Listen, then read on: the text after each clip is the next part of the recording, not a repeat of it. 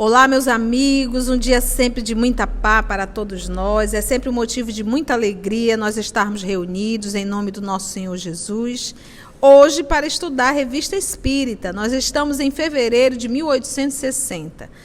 Rogamos sempre a Deus, nosso Pai, a Jesus, o amor de nossas vidas, e a espiritualidade amiga, para que possam nos conduzir, nos inspirar, mais uma vez, no estudo, na leitura desta obra, que tantas informações nos traz sobre o trabalho grandioso do nosso querido professor Allan Kardec. Que a misericórdia divina possa envolver a nossa amiga Aramita, a nossa irmã Carla, para conduzir esse trabalho. Que assim seja. Hoje é exatamente 10 de maio de 2021. Ainda na leitura de fevereiro de 1860, Boletim da Sociedade. Estudos.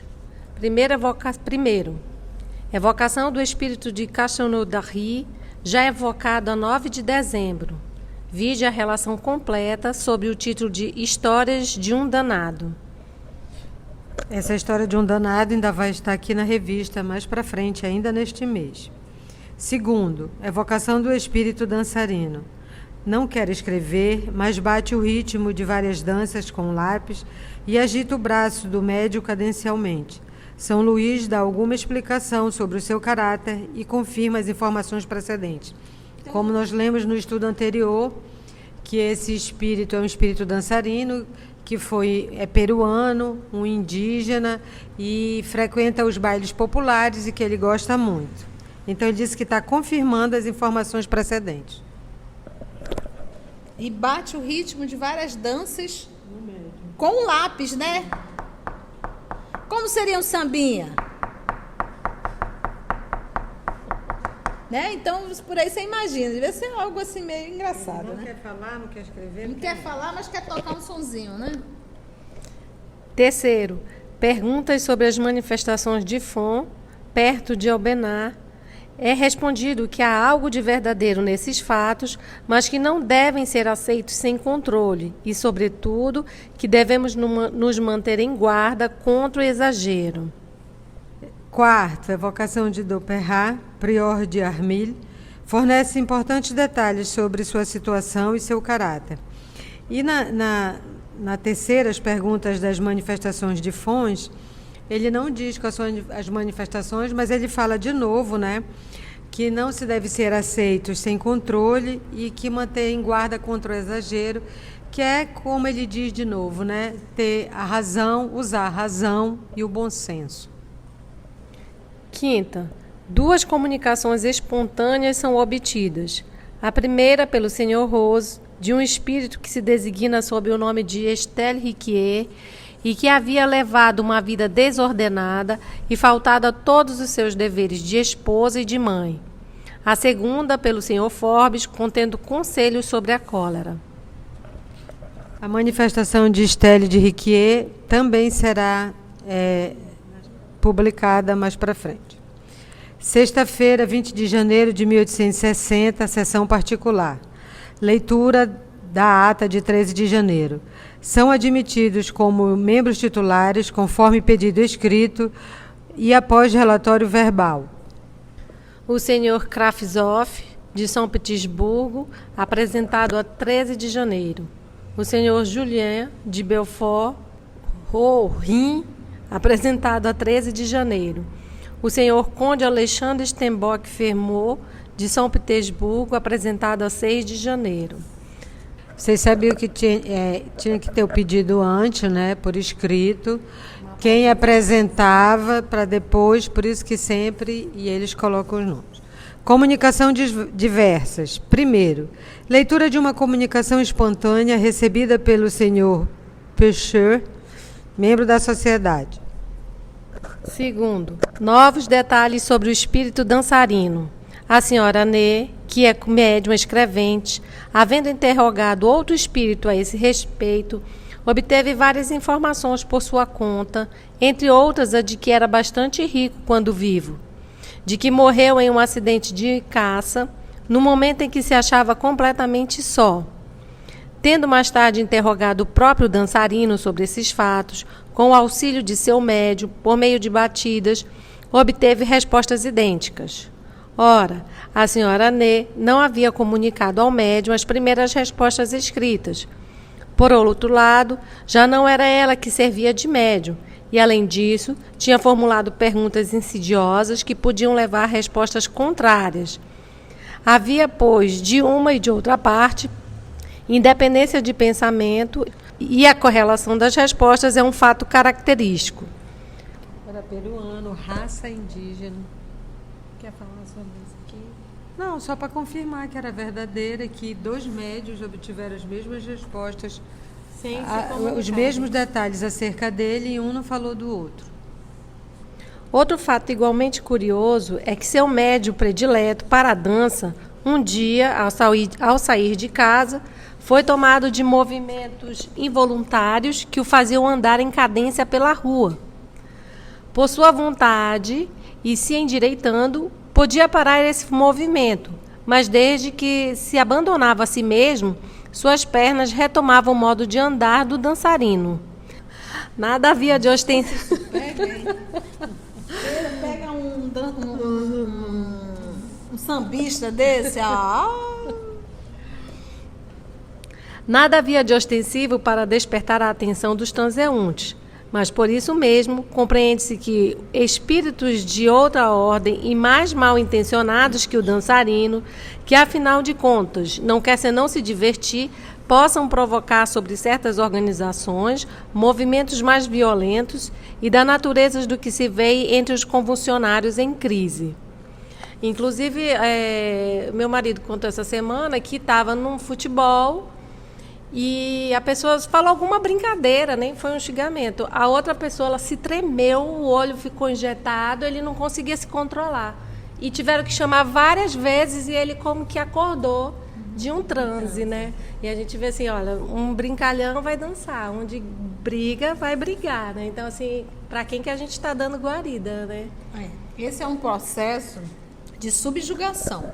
Porque o que acontece? No processo aí do médium, olha, você vê que ele diz assim, olha, por sua vontade, se endireitando, ele podia parar esse movimento. Então, você vê que o médium tem o controle. Então, ele está sendo envolvido pelo espírito? Está. O espírito quer dançar? Quer. O médium captou tudo isso, entendeu tudo isso, mas o médium tem capacidade de parar.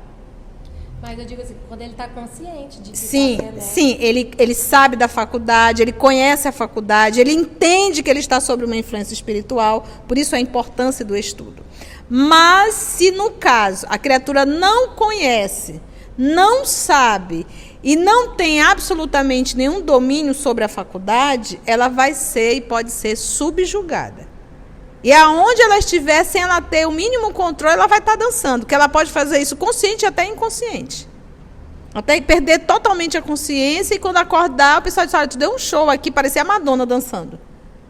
Entendeu? E a pessoa não lembrar de nada. É um processo realmente de subjugação. E há processo de subjugação que a pessoa fica consciente, mas ela não tem um controle sobre o próprio corpo. É algo assim desesperador. Tia, como é que a gente faz, tia?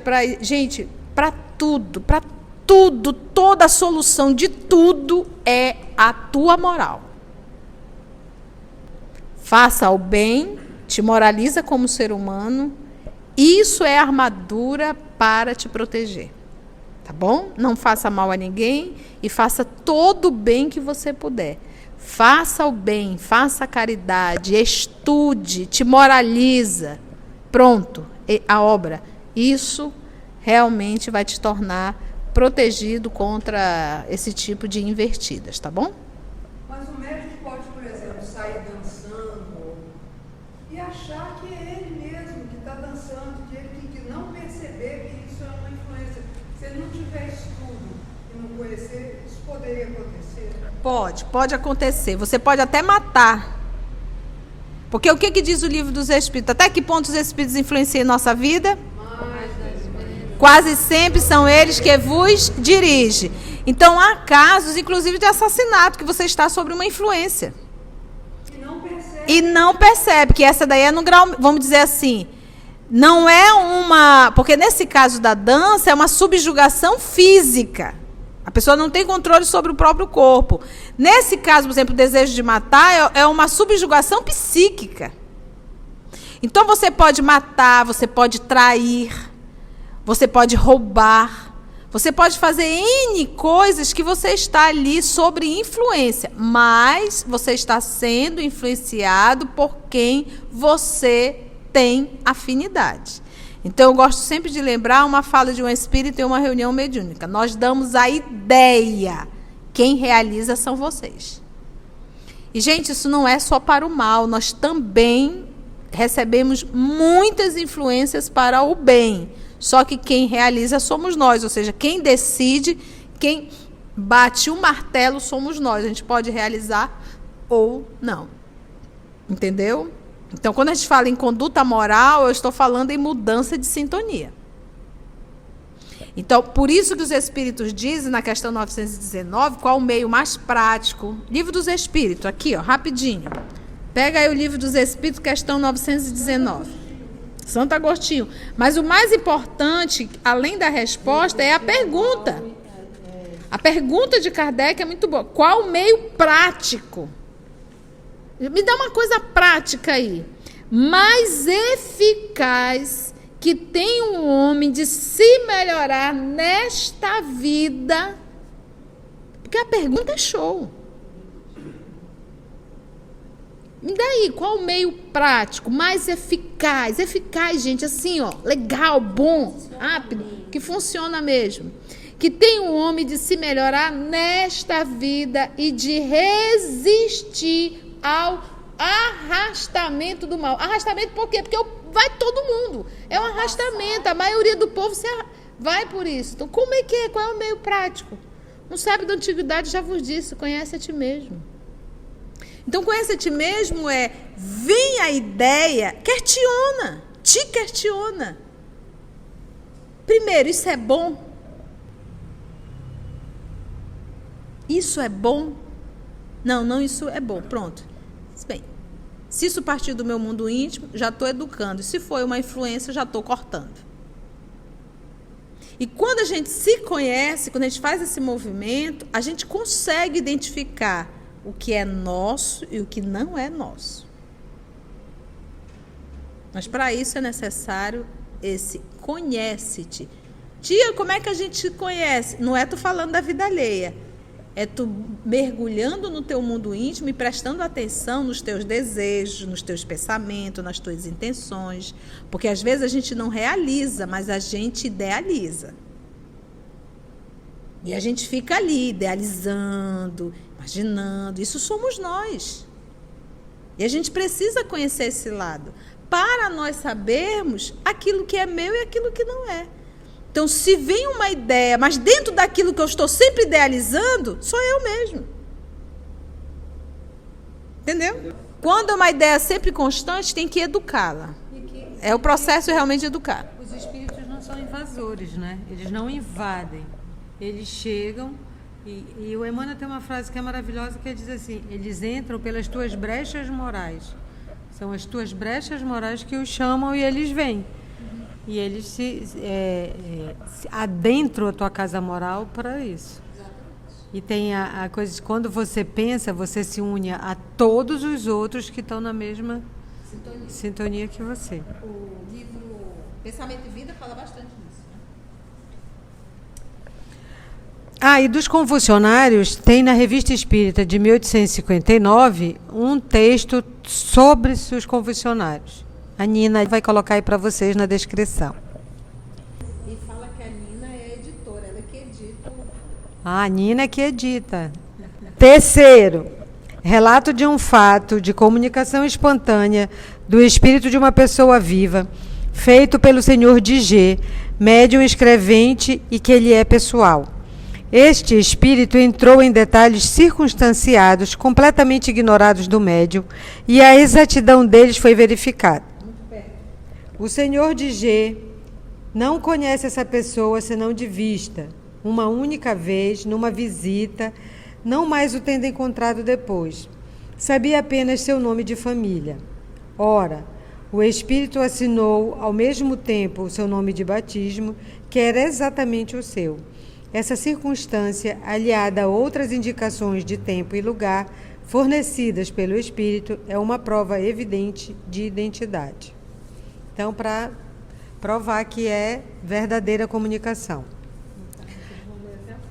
Aí o Conde de R observa a respeito que esses tipos de comunicações, por vezes, podem ser indiscretos e pergunta se a pessoa em questão teria ficado satisfeita se tomasse conhecimento da conversa.